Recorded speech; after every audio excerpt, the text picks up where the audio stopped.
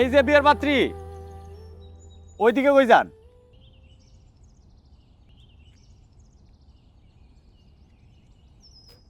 Pharmacy যাচ্ছি বাবার জন্য ওষুধ আনতে। আব্বা অসুস্থ? আপনি আমার বলবেন না? কি একটা আপনি এখানে কি করেন? আরে এটাই তো ওই দালাল আব্বাস ভাইয়ের বাড়ি। ওই যে ইটালি যাব, আমি এখানে খুঁটি গাইরা সারাদিনে নেই বসে থাকি। আচ্ছা, আপনি কোনো টেনশন করেন না।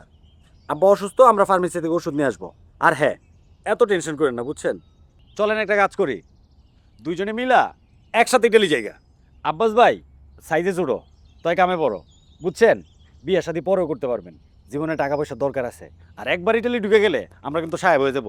আব্বাস ভাই, আমার নতুন বিয়েটা climate- ভেঙে গেছে। সত্যি বিয়ে ভেঙেছে? আপনার কি মনে হয় আমি মিথ্যা কথা বলছি? না, মিথ্যা কথা আপনি বলেন না।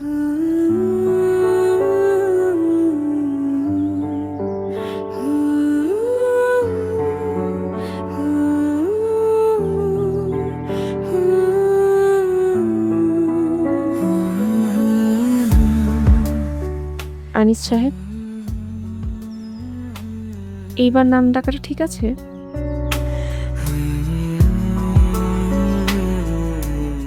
আপনি কিছু বলবেন?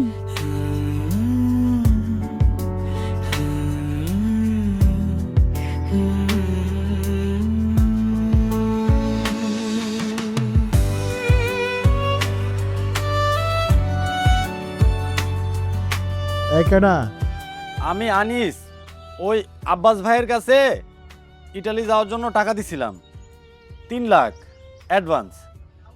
এখন আমি যাবো না ইটালিতে, ওই টাকাটা নেওয়ার লাগে আইছিলাম। আব্বাস ভাই তো পালাইছে। কি কন?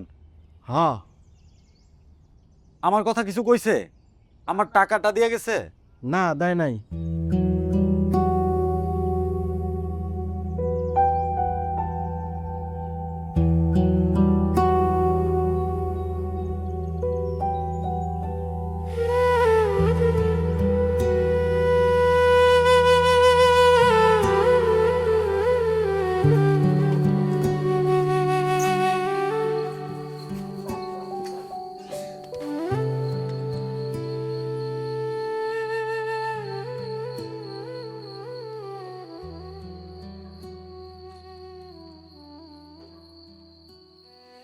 কি খোঁজোস?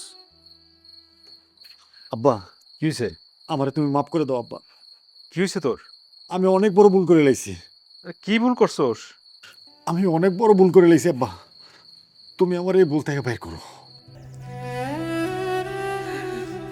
আমাকে টাকাটা মিলিয়ে দাও না, আমি যাতে আমার মেয়ের বিয়েটা সুন্দর করে দিতে পারি। খোদা,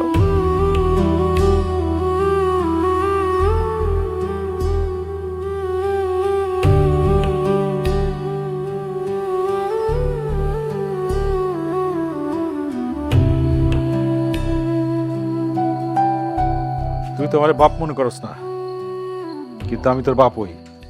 বাপ সবসময় বাপই হয়, বুঝছস? তো খুশি হয়েছি তুই নিজের ভুল বুঝতে পারছস। লটা গেল, ভুল শুধরে ল, ধর।